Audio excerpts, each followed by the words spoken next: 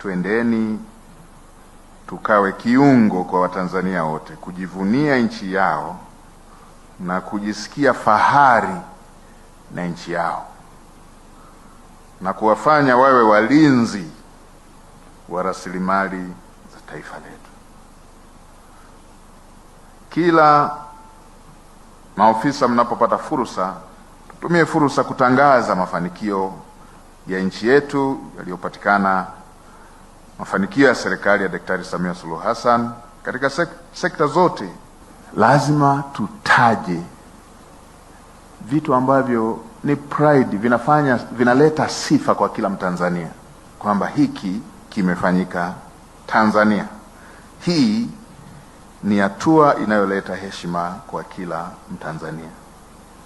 Maafisa mawasiliano wote, jengeni utamaduni wa kufanya tafiti, kupata takwimu sahihi kabla ya kuzisambaza ili wananchi wazipate kwa usahihi. Tuhuishe taarifa za kisekta kwenye tovuti zetu. Mambo yameshakuwa ya kidigitali, lazima na sisi tuende kwa utaratibu huu. Lazima tulinde taswira za taasisi zetu. Lazima tuwe na mawasiliano mazuri na vyombo mbalimbali ili kuongeza wigo wa kusambaza habari.